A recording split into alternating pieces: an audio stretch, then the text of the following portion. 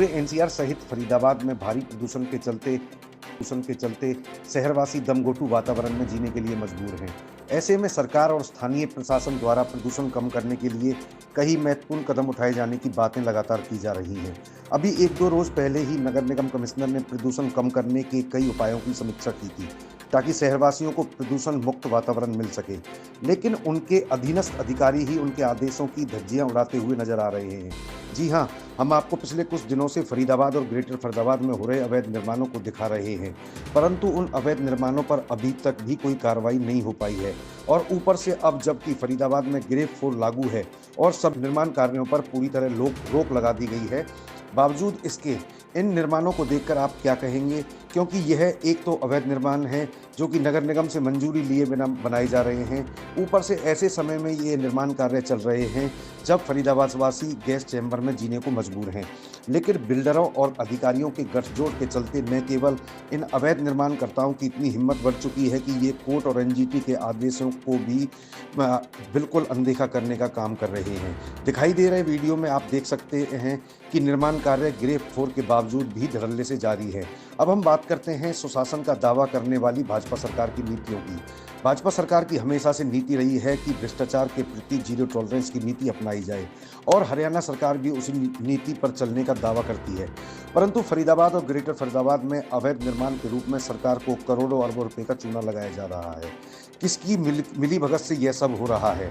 ऐसे समय में निर्माण कार्य करके सरकारी आदेशों की धज्जियां सरेआम उड़ाई जा रही हैं। हम आपको पहले भी बता चुके हैं कि फरीदाबाद में एक केंद्रीय मंत्री, एक कैबिनेट मंत्री और एक राज्य मंत्री हैं, फिर भी उनकी नाक के नीचे ये अवैध निर्माण उनको चुनौती देते हुए, उनको चिढ़ाते हुए नजर आ रहे हैं। खास बात यह है कि नगर निगम का जो विभाग है वो स्थानीय विधायक और कैबिनेट मंत्री विपुल गोयल के पास है, फिर भी अधिकारियों की इतनी हिमाकत है कि वो उनके ही क्षेत्र में अवैध निर्माणों को सरेआम होते हुए दिख रहे हैं। आखिर किसकी सरपरस्ती में यह सब चल रहा है? आप देखते रहिए भारत की आवाज़। हम आगे भी इन खद्दरदारी अवैध निर्माणकर्ताओं और अधिकारियों की पोल खोलना जारी रखेंगे। इनकी मिली भगत को उजागर करने का काम करते रहेंगे। केंद्रीय मंत्री श्री भूपेंद्र यादव जी ने, जो पर्यावरण मिनिस्टर भी हैं, उन्होंने आज गुड़गांव और फरीदाबाद के साथ साथ जो हरियाणा राज्य की जो तैयारियां हैं CAQM के डायरेक्शंस पे, वो उनकी समीक्षा की।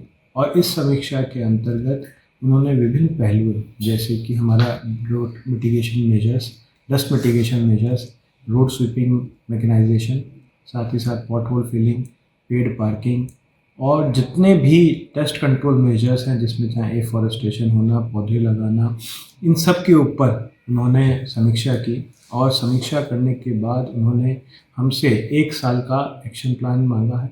उस एक्शन प्लान पे उनके दिशा निर्देश हैं कि ये एक्शन प्लान हर महीने रिव्यू होगा और इस एक्शन प्लान के अंतर्गत आपने उस पर कायम रहना है। उसकी जो टाइमलाइंस जो हमने दी हैं उस पर कायम रहना है। इसमें सभी संस्थाएं जो कि फरीदाबाद में, जैसे कि HSVP, FMDA, HSIDC, इन सब को MCF के साथ कोऑर्डिनेट करना है, ताकि ये एक्शन प्लान को हम धरातल पे ला सकें। और उनका मुख्य उद्देश्य ये है कि आने वाले साल के अंदर 2026 के अंदर हम 40% जो पोल्यूशन है वो हम कम कर सकें। साथ ही साथ एक और अच्छी बात है हमारे बारे में कि हमारा जो पॉट होल मेजर्स है जो हमने किया गया, उस टेक्निक को भी काफ़ी सराहा गया है। और ये भी कहा गया है कि उसको बाकी जो कॉरपोरेशन है वो अपनाएं। साथ ही साथ दिल्ली के लिए भी उन्होंने इसको इम्प्लीमेंट कराने के लिए कहा है।